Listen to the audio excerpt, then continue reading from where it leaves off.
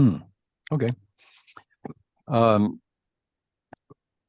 Welcome to session number 7 of an introduction to biblical prophecy with an emphasis on the relationship between Daniel and the book of Revelation. We'll be looking at some other spots too, but this gives us an overall.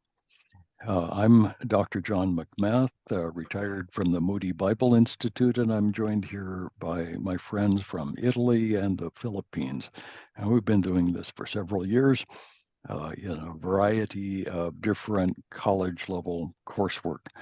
And for those who've asked, I get this all the time. This is free of charge. Nobody has to send money anywhere to get this material. You're welcome. And this is posted on YouTube and on Facebook. And if you're interested, send me an email or whatever. I should put that up somewhere. But if you send me an email, I'll send you links to everything. So let's launch in chapter 8 of the book of Daniel. Is more granular. It's closer to the events, and gives us a whole lot of detail about the period of the Greek and the later Hasmonean period in Jerusalem. So it's a very specific prophecy. This is a part of the larger 4 nations, the statue, the 4 beasts. In this prophecy, we're going to be looking at 2 of the beasts, the Persians and the Greeks.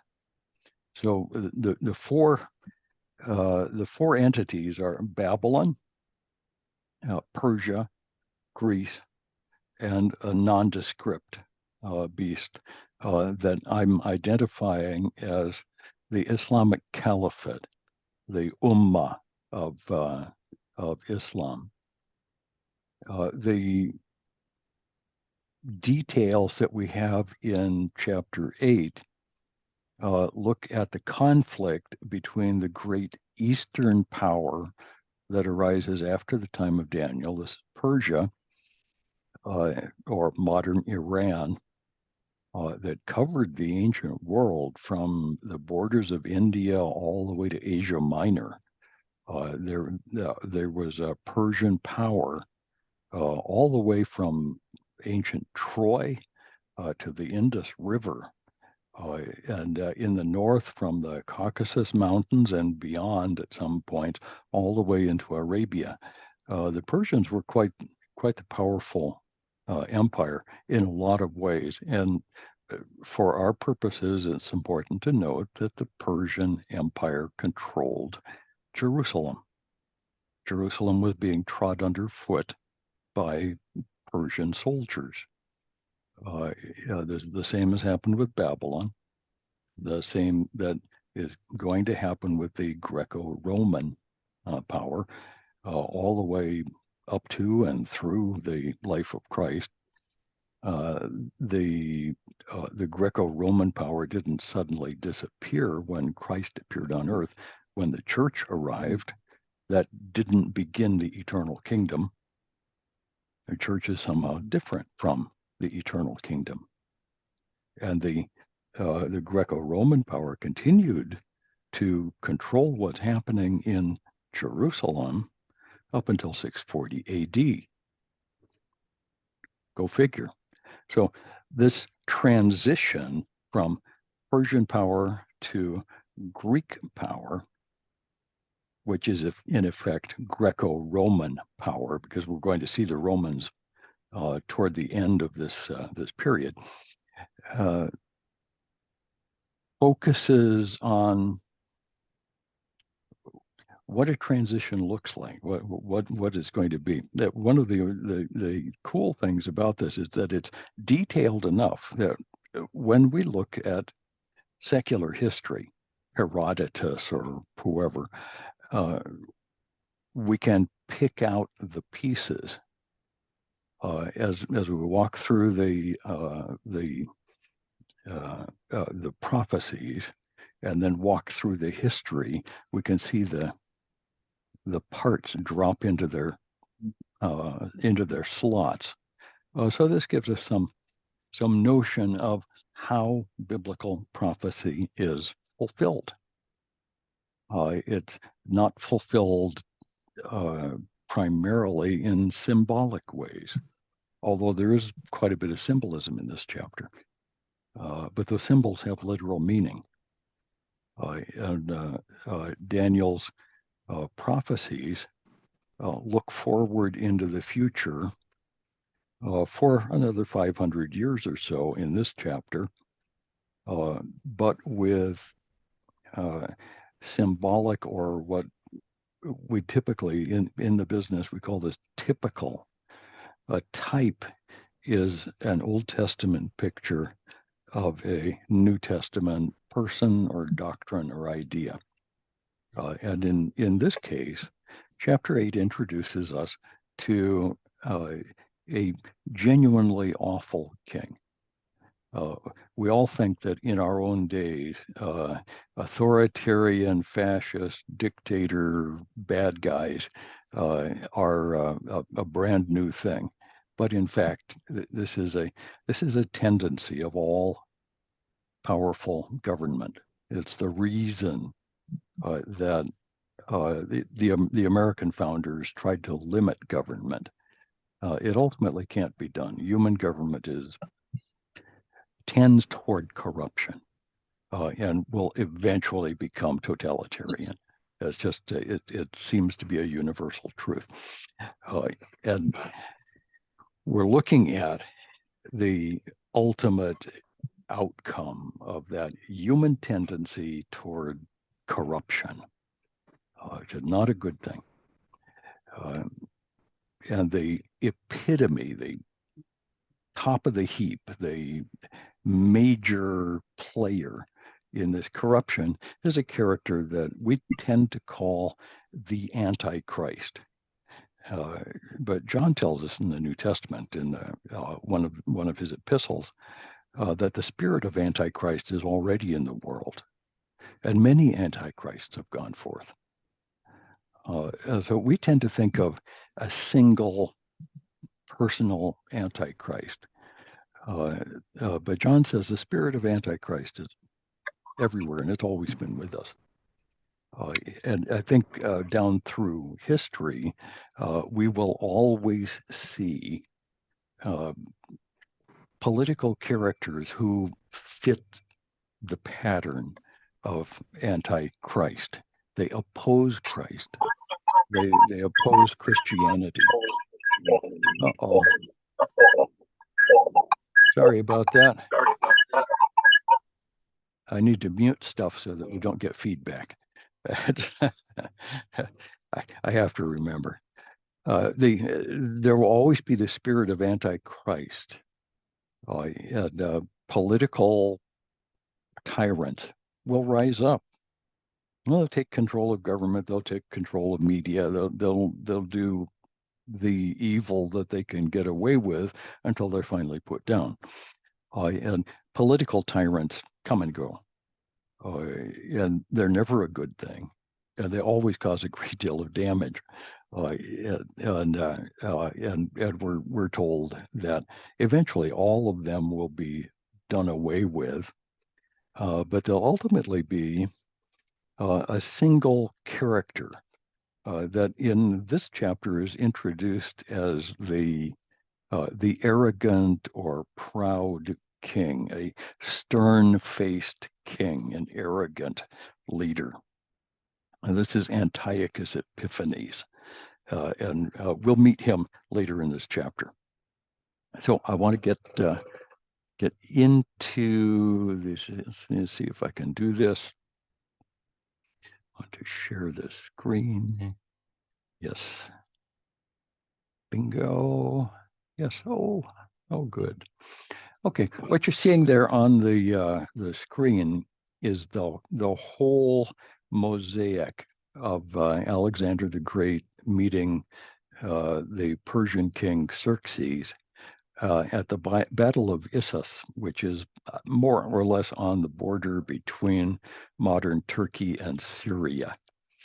The Battle of Issus was, as I recall, the third of 5 major battles that Alexander fought with the Persians. And it was actually the decisive battle. At Issus, uh, Alexander uh, defeated the Persians so badly that from this time forth, the Persian army was on the run. Uh, I don't know that anything quite like what we see here in the picture ever happened. The character who dominates the right side of the screen is Xerxes, the king himself, in his war chariot, and he's very large and surrounded by pikes and spears, and it's looking really, really grim. The handsome-looking character who's surrounded on the left by broken tiles is Alexander the Great. So Alexander, all alone on the battlefield against a host of enemies, triumphs over them mightily. And you, even Alexander was a bit of a tyrant. But he had a good PR department, so he's portrayed as the victor over a host of villains here on the battlefield. Alexander went on from Issus to conquer Babylon itself. He and his army continued all the way to the borders of India, then turned back. His generals said they'd gone far enough. He went back to Babylon and there died probably of malaria, complicated by alcoholism. He was aged like 32 when he died, and literally at the height of his power. He was successful in destroying the Media Persian Empire, virtually single-handed. This is the story that's told in chapter 8 and in quite a bit of detail. And of course, this mosaic, which is not a Christian thing, it's not a Jewish thing, it's not part of a synagogue, it was actually a mosaic on the floor of one of the pagan villas in Pompeii. And the rest of that particular villa was decorated with all kinds of stuff that neither Christians nor Jews would want in their homes. The artwork at Pompeii is so pornographic that the Naples Museum actually has a separate room what do they call it? They call it the secret chamber or something. Anyway, it's a separate room for the stuff that the Pompeians kept as decoration in their homes. It was pretty bad stuff, and I don't usually encourage my students to go in that particular room. There's more than enough in the rest of the Naples Museum to keep them busy for the hour or so that their attention span lasts. So this particular mosaic is not meant to demonstrate or at the time, whoever created this wasn't trying to demonstrate that Daniel was right. He was just making a mosaic of a very famous and, for him, fairly recent event in history. It will only have been several hundred years before. So this was a big deal. Alexander conquering the Persian Empire represents the historic shift from Eastern power. The cradle of civilization is Mesopotamia, the Nile Valley, all in the east. and in ancient history is dominated by the Sumerians and the Babylonians and the Akkadians and the Hittites and the Egyptians and so on. Alexander represents the first step in the rise to power of a Western system. So it's East versus West. It's a shift in the balance of power between the East, which focused on a totalitarian and authoritarian philosophy. It's significant that Xerxes' armies, and matter of fact, all of the Persian armies, were primarily slaves. These were slave soldiers. They were chosen as children to grow up to be soldiers, and they were essentially stolen by the state and trained to be soldiers. They had nothing else. They weren't going to retire and have a chicken farm along the Euphrates. They were soldiers until they died. And they were used as one great block. So if you've got 40,000 soldiers and you're the Persian king, you've got maybe a couple of generals and some other advisors around you, but mostly you've got 40,000 men lined up across the battlefield. And the king of Persia would use his armies normally as a single large blunt object and just run over the opposing army. Alexander had a much, much smaller army. Usually Alexander's army was about 1/10 the size of the Persians. But Alexander moved much more quickly. He used his horses in a much more intelligent way, dividing his army up into separate, smaller units to move independently on the battlefield. He used runners to take messages where they needed to go on horseback so that everything could stay coordinated. So Alexander used essentially modern systems. One of the things that Alexander invented, and those with military experience will know what I'm talking about, is well, what we would call a sergeant. Okay, a sergeant is an enlisted man who has made a career of the army and has stayed in long enough and accomplished enough that he is named the leader of his group of enlisted men. The sergeants in the army are usually in for an entire career. And they stay for a long time. Officers come and go. So the old story in the army, the sergeants know how to do everything. They've been in combat normally. They've trained with their men.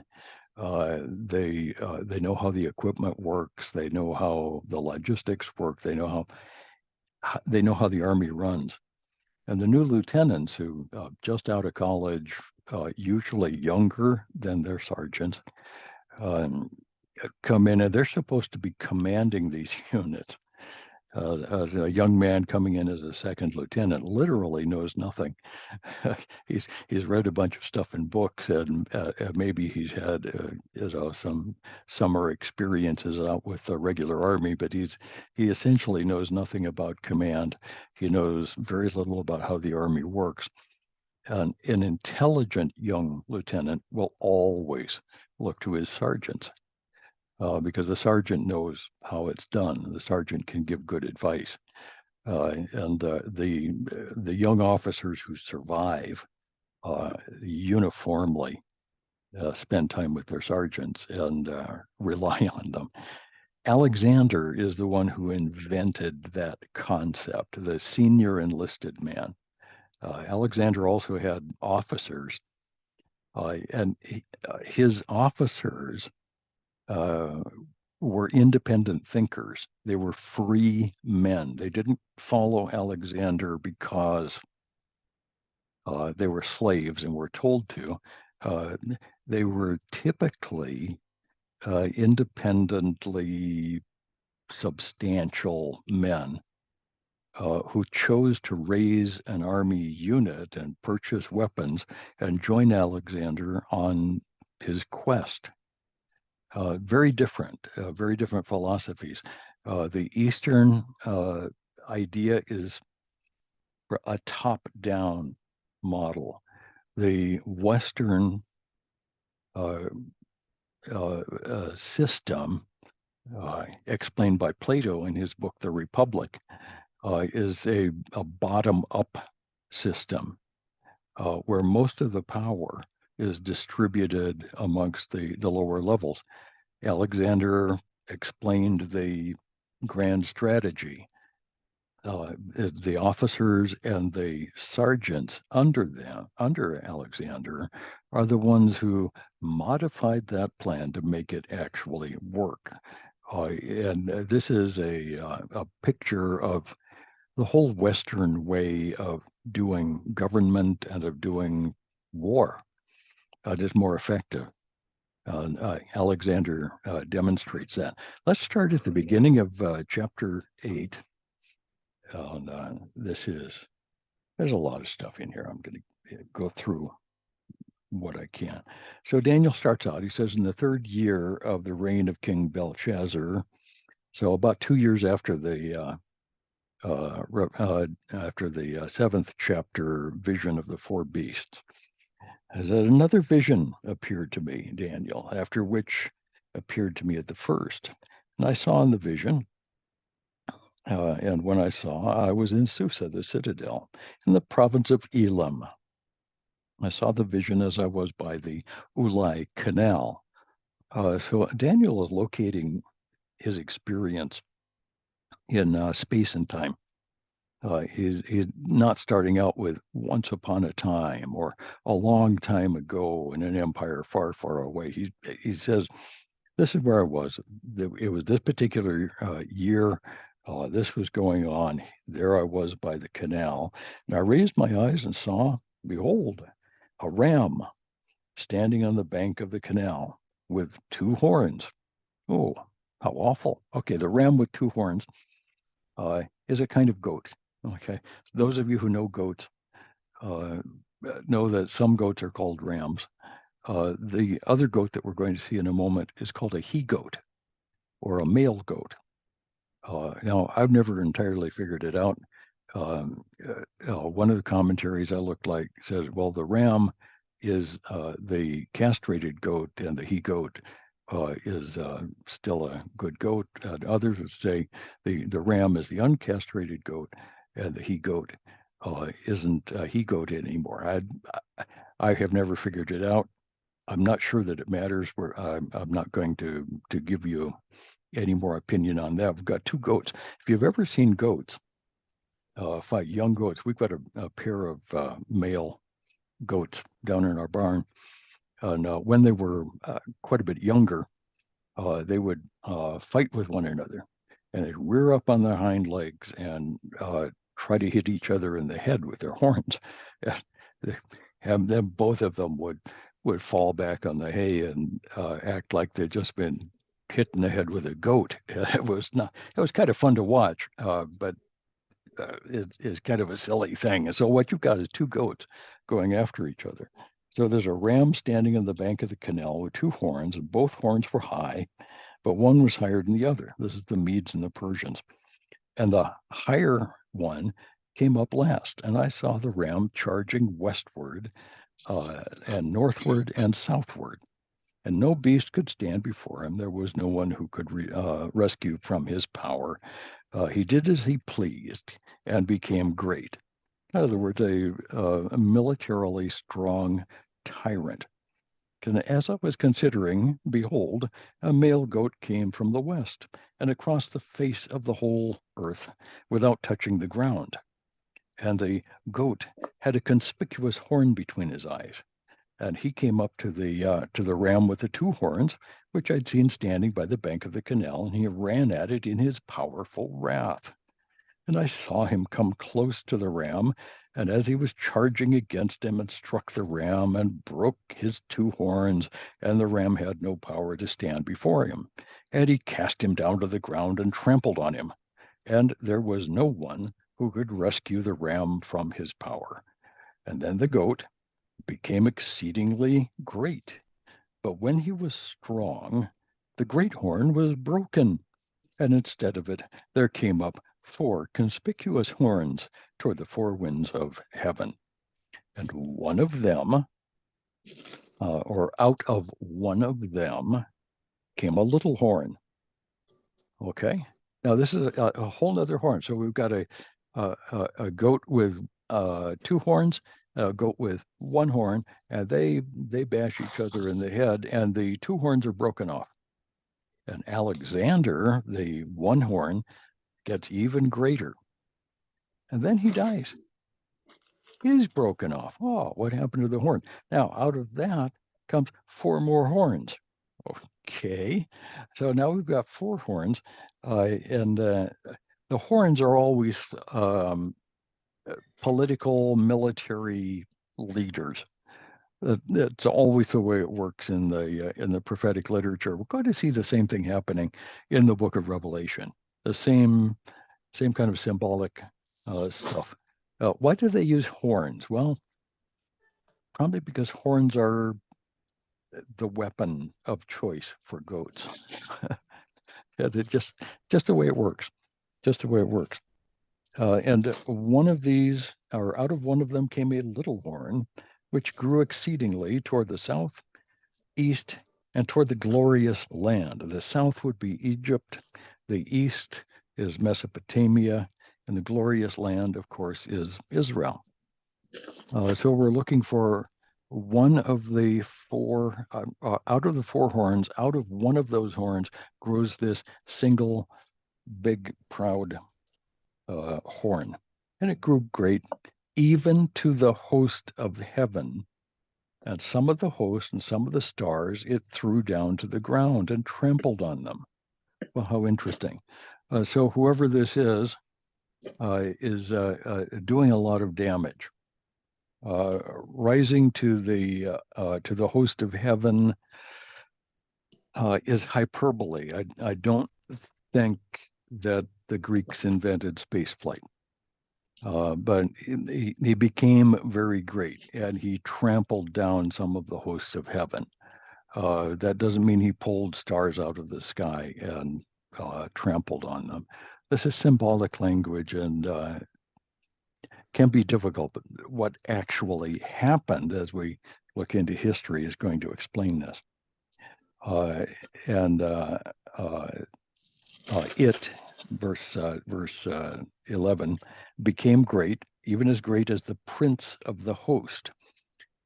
Who is the prince of the host? That's probably the high priest in Jerusalem, but we'll go on. And the regular burnt offering was taken away from him. Okay, regular burnt offering would have been the celebration of the sacrifices in the Jerusalem temple. And the temple that's in mind here is the so-called Second Temple, built by Zerubbabel, 515 BC, 510, 515 BC. And it was still in existence at the time of the Greek attack through this area in the 300s. But later on, by 168 BC, the area is still under this control. We'll give names to all these guys in just a little bit. And the regular burnt offering was taken away. The place of his sanctuary was overthrown.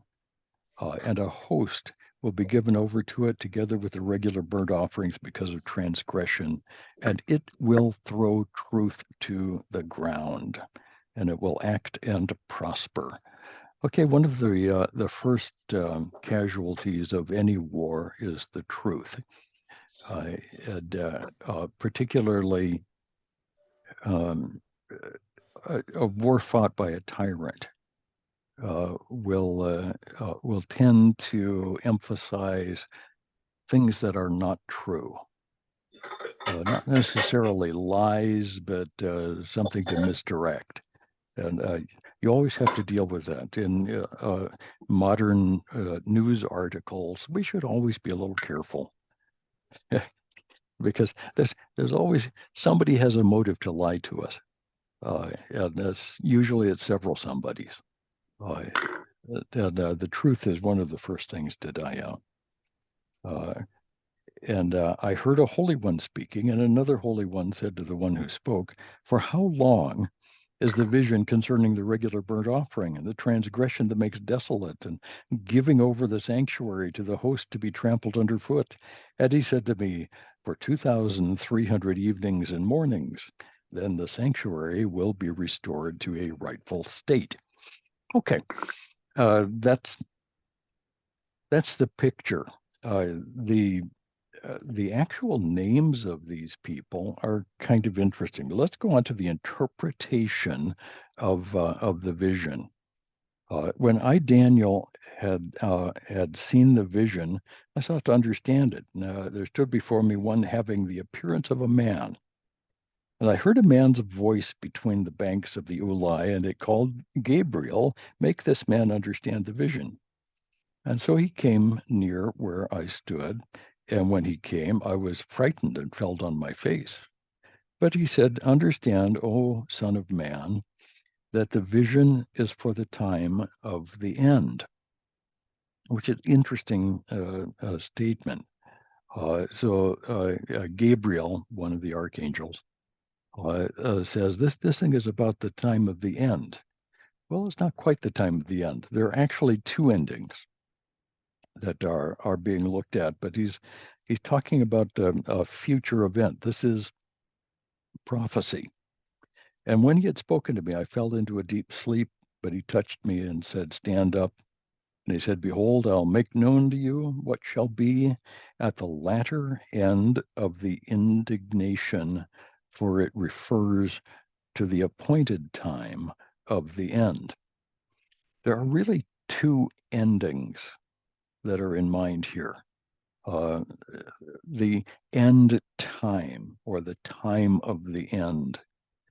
There's going to be a climax of Eastern Mediterranean history before the time of Christ, when the Greek powers of the area will have all kinds of interfighting and lots of confusion and lots of stupidity, climaxed really by Antiochus Epiphanes, a truly evil character, genuinely evil character, who was the ruler in Syria and Israel from about 175 to around 164, actually 166 BC. But he died in Babylon in 164 BC, totally insane. Yeah, he went completely crazy. He's a very interesting character, thoroughly, disgustingly evil. Really, really, really bad man. But we'll come back to him in just a second. And this is the appointed time of the end. That phrase usually refers to the very, very last events of history prior to the second coming of Christ. We can't demonstrate that from this chapter alone, but when you look at the larger scope of the four kingdoms of the time of the Gentiles, when you look at Jesus' description of the time of the Gentiles, and then next week when we're into chapter 9 and looking at the 70 weeks for Israel, we'll see how this is all focusing. And the time of the Gentiles is this first great clock, that counts down toward the great battles and the great terror of the years before the second coming of Christ. So I believe that's what Daniel is seeing here. No, no, no, no, no, no. As for the ram that you saw with the two horns, these are the kings of Media and Persia. And the goat is the king of Greece, and the great horn is the first king. So Alexander the Great and the king of Persia and Media would be Xerxes. As for the horn that was broken, in place of which four others arose, four kingdoms shall arise from his nation, but not with his power. Okay, the four nations that arose after Alexander the Great, when Alexander died in 323 in Babylon, his domain it was never an empire, but it was a Greek-controlled territory, and his generals divided the thing into four parts. Syria went to a king called Seleucus. Egypt went to a general who became the king of Egypt named Ptolemy. Macedonia and the peninsula of Greece proper went to a character named Cassander, and Asia Minor, which is now Turkey, went to Lysimachus. And Cassander and Lysimachus did okay. They kind of fall out of history. They're mentioned once in a while, but they're not very important. For our purposes and for biblical history, the Seleucid kings of Syria, including Israel, and the Ptolemaic kings in Egypt are the key players. Now, of course, these were all Greek. This is you may have noticed recently there was a big hullabaloo over the.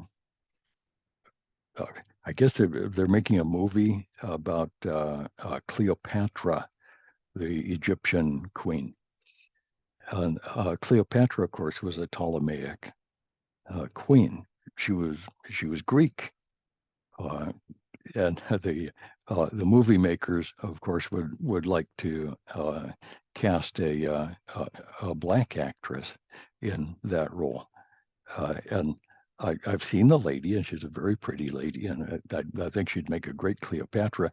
But the argument is how how can you have Cleopatra be a black lady? It doesn't work. Cleopatra was Greek, and of course we know that. And interestingly, the name Cleopatra doesn't appear in the Bible, but she's actually mentioned when we get to chapter 11. I'll bring that up when we get there. So this thing goes on. Later on, at the end of their kingdom, this is verse 22, when the transgressors have reached their limit, a king of bold face, one who understands riddles, shall arise. Okay, this bold-faced king who understands riddles. Interesting guy. His power shall be great, but not by his own power. There's something more going on here. This last great king of their line is Antiochus Epiphanes. There's a whole line of Seleucid kings, kings following from Seleucus, who belong to the Antiochus family, and several of them were kings of this part of the empire. Matter of fact, the city Antioch in Syria, where the church was first called Christian, is named after Antiochus. So it's not a bad name. But Antiochus Epiphanes which means the wonderful, the greatest. He was a tyrant. He proclaimed himself to be God. He's a all-around general bad guy. So he'll be great, but not by his own power. He shall cause fearful destruction. It is typical of tyrants that they are ultimately destructive. They may make the trains run on time, but at enormous cost to everyone else. And so he's going to cause fearful destruction. He will succeed in what he does and destroy mighty men and the people who are the saints. So the people who are the saints in this chapter are the people of Israel. And usually this means the people of Israel who are part of the remnant, who are the believers at this time. This describes the career of Antiochus Epiphanes, a thoroughly evil character. By his cunning he shall make deceit prosper under his hand, and in his own mind he shall become great. He's a legend in his own mind. We sometimes say that about people. Without warning, he shall destroy many, and he shall even rise up against the prince of princes. The prince of princes is the Messiah. Well, how did that happen?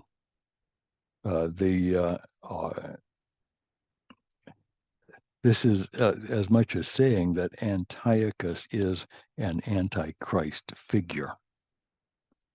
He is a liar, a deceiver, a tyrant, and a destroyer. Those are his good characteristics. This is a really bad guy. There are a lot of powerful politicians who've risen up in the history of the world who could be described this way. So Antiochus is not necessarily one of a kind, but he represents the spirit of Antichrist that has always been in the world. There are really, throughout all of history, there are two kinds of people: those who are of Christ and those who are Antichrist.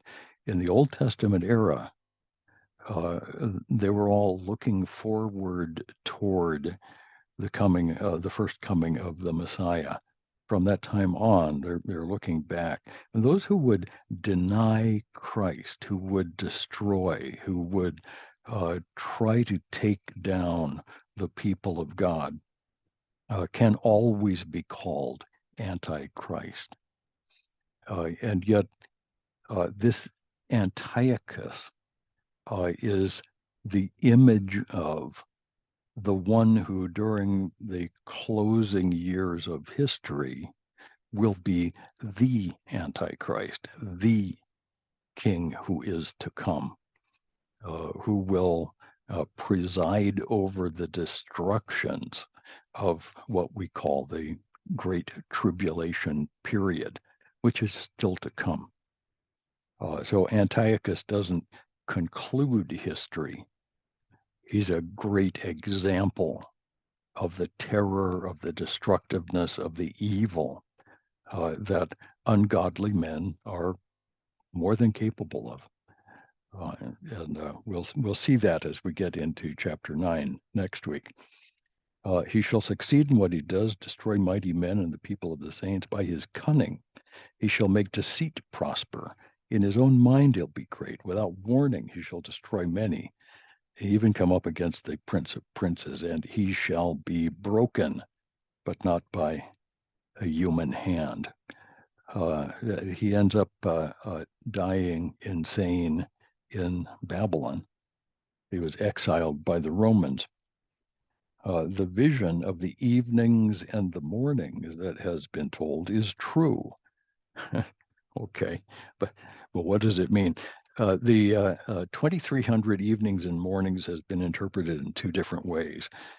Some see it as 2300 evenings and mornings being 2300 days, just about 6 years, which is approximately the length of time between Antiochus' destruction of the temple and his putting down by the Maccabean uh, revolutionaries.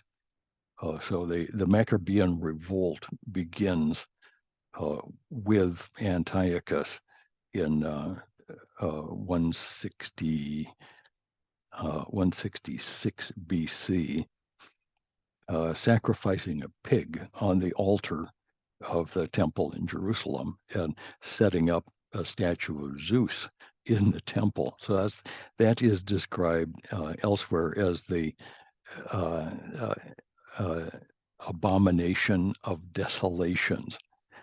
That's kind of an odd translation. It's not a very good translation of the Aramaic in this book, uh, but it gives a flavor of it. It's an absolutely abominable desolation, such an evil antichrist destructiveness, destructive for the sheer joy of being destructive. This is a very bad guy, and he's a good illustration of the one we call the Antichrist. Okay, by his cunning, he's going to do all this stuff. The vision of the evenings and mornings.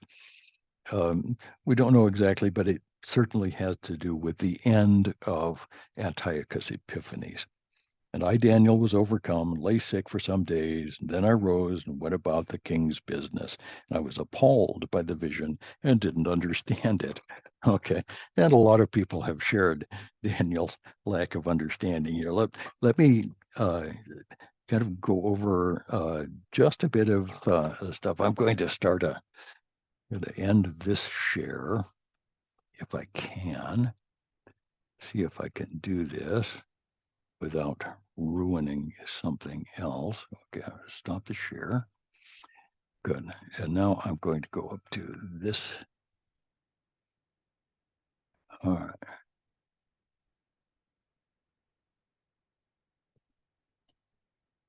Bingo. You know, we have a winner. So I'm going to put a little bit on a timeline here so that it's not so hard to. Oh, why does this not want to work?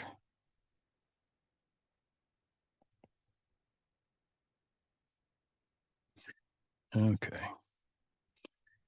All right.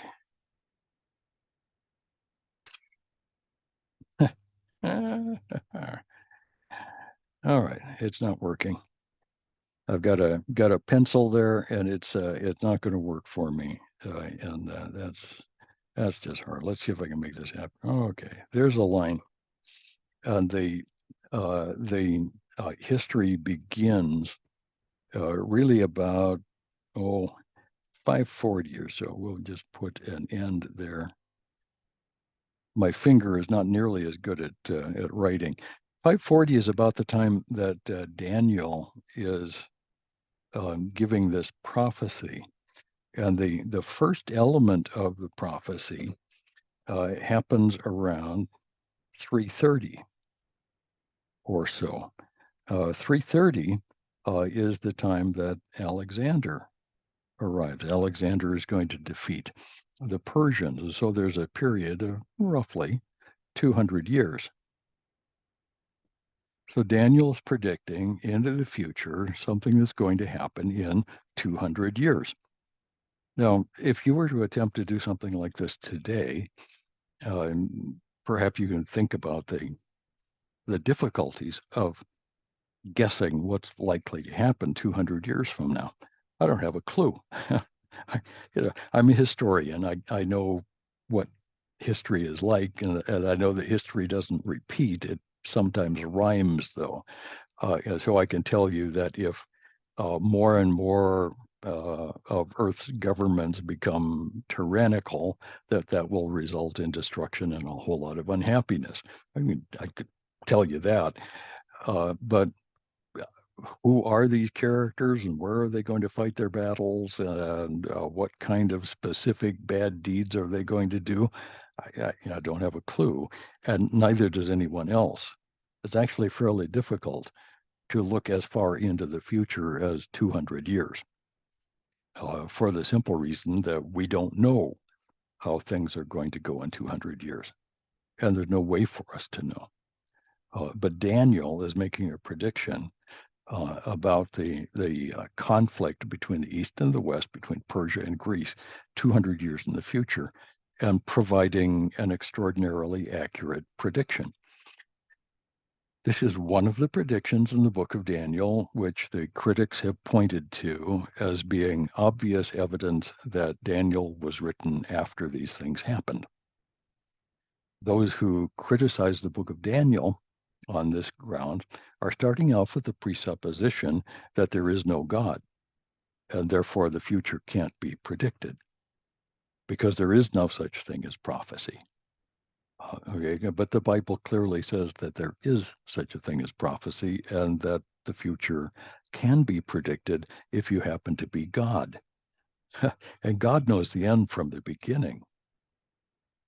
God knows what he's going to do next. He's working a plan.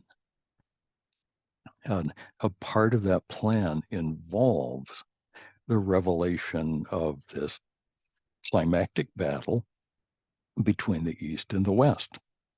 Happens around 330 BC. Following that, the next big number is about 167 or so. My freshman students always ask me, when did Greece end and Rome begin? And it's not a good question. It is actually an unanswerable question, because both Greece and Rome were rising up in parallel. And Rome was in the west and Greece was in the east. And Rome came to a kind of a climax early with Alexander the Great. And the Romans gradually moved up alongside and took over. But I've always said 167 BC. That's when the Romans got sick and tired of this particular Greek tyrant making a mess in a part of the world that they were beginning to be interested in. So from around 167 BC, the Romans are interested in what's going on in Israel. By the time of Christ, they were completely involved in that part of the world. They never really were very interested in Babylon. The Romans pretty much drew their line along the coastline of Syria and Israel and northern Egypt, and just didn't try to push much further. And they were wise to do that, but they controlled Jerusalem, which is the key. So 167. And 167 is the time for Antiochus Epiphanes, and this is another. What have we got here? From 330 to 167, I don't know, 150 years? I'm trying to do this in my head and I'm doing it too quick. And again, this is a lot of very, very detailed analysis. We're going to see in the next few chapters lots and lots of detailed historical prediction. So the critics again say, well, Daniel must have lived around the time of Christ in order to be able to accurately talk about all of this history. The problem is Daniel is included in the Septuagint, the Greek translation done under a Ptolemaic king of the book of Daniel and the rest of the Old Testament. 300 BC is before most of this happened. And when the Greek translators of Daniel did their translation, they mistranslated much of the Aramaic. A significant number of words in the Aramaic translation of Daniel were misunderstood and badly translated in the Septuagint translation. You could tell that just by reading the Septuagint in Greek. And you say to yourself, how did they get that? And they got that because Aramaic was already an ancient language by the time the translators got to it, which suggests to those of us who actually can read history that Daniel wrote during his own lifetime. He didn't write at the time of Christ or other times. And there are 15 different Daniels who are writing at different times. This is all one book that all belongs in the same period, around 540 or so BC. There's no doubt about that. So we're down to about 167 BC. The period after this starts. This is Persia, Greece, and the period after, down to the time of Christ, is often called Hasmonean. And I'm not entirely sure where that name comes. We usually refer to that portion of the intertestamental period all the way down to the time of Christ as Hasmonean. From Antiochus Epiphanes down to the time of Christ, the Romans increased their influence in this area. The language was still Greek, and the cities that the Greeks planted, the major cities of this part of the empire, particularly Antioch in the north, Alexandria in the south, continued to be major cities, and they were part of the international trade routes that Alexander encouraged. So that much is a continuity, all during this Hasmonean period, as the Romans assumed a greater and greater authority in this part of the world. Then we come up to the time of Christ. The intertestamental period is filled up with a whole bunch of Herods. Herod the Great and Herod Antipas and Herod this and Herod that. We've got the Herod family is actually Edomites. They weren't Jewish, although Herod tried to make the Jews happy by rebuilding the temple. That's the temple that had just been finished by the time Jesus arrived on the scene.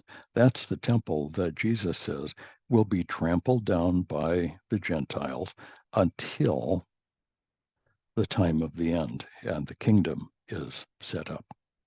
So this kingdom that you guys are asking about, Jesus told his apostles, that kingdom isn't quite yet. I'll always be the king, and I'm king in your hearts and minds now, but there'll be a real kingdom set up over all of the earth at the end of history, and the Gentiles will trample Jerusalem until then. Okay, so we're going to expect Gentiles to be in Jerusalem for a good long time. And at the time of Christ, that was the Romans. And we can really think of them as Greco-Romans. They spoke Greek in Jerusalem.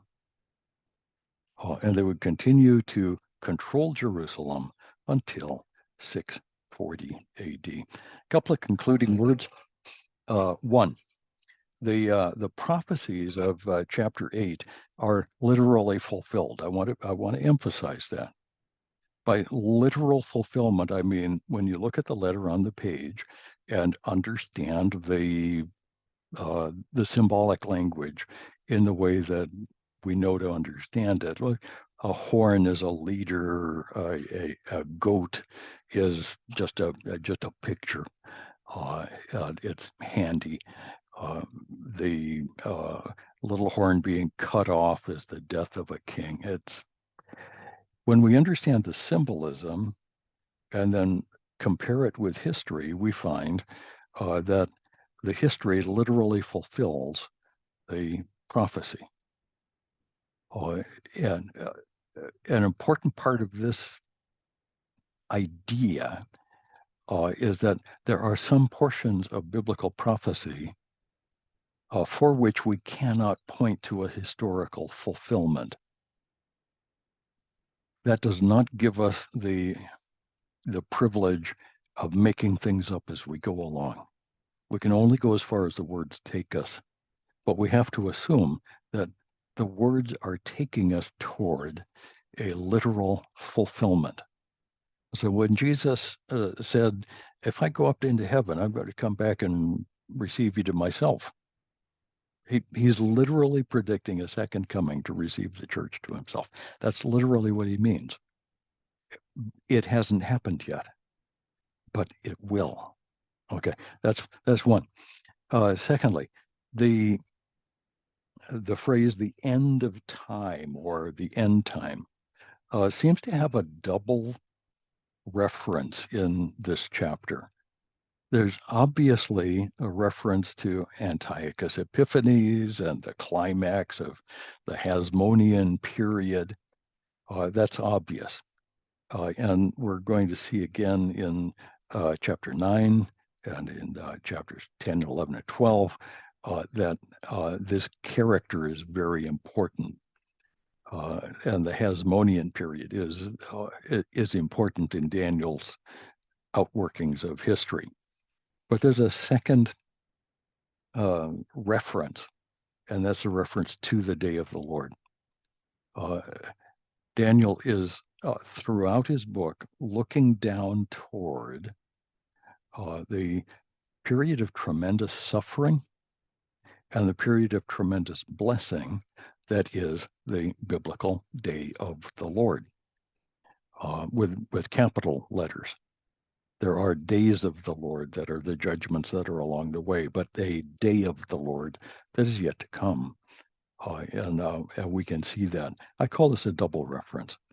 And it's important to understand that Antiochus Epiphanes, or Antiochus II, also called Epiphanes. By the way, the Jews called him Epiphanes, which means the most insane of all, the maniac, the crazy one. Antiochus is a type of the Antichrist himself. Antiochus is an Antichrist, but there is an Antichrist coming. There is the one, the man of sin, Paul calls him, the one who will bring the time of the Gentiles to its conclusion. So Antiochus is this type, an Old Testament picture of a New Testament feature. And that ultimately is the direction that we're going with this. Next week, we'll be in chapter 9. And we'll be looking at what is typically called the 70 weeks episode, the 70 weeks for Israel. And at that point, we're going to be looking at some fairly controversial stuff. I was reading a commentator a few days ago who calls chapter 9, beginning at verse 24, the dismal swamp of the Old Testament, because he had so much trouble. This is such a difficult passage to understand. Nobody can understand this. There are 90 different opinions. Well, that's actually 90 different opinions amongst the critics who don't believe in God. Those of us who serve a living God have no trouble with a God who can predict the end from the beginning. He's been working out his program all along the way. And if he wants to tell us a bit more about it, that's well within his powers. None of that is top secret or confidential. There's no FBI around to tell God he can't tell us what he wants. So we're going to see it work out, and it's interesting to look at. So next week we're going to be focusing on that. We'll talk about the 70 weeks of Daniel and show you how the 70 weeks fits into the time of the Gentiles. We'll look at how that chart works out together. So bye-bye, and we'll see you next time.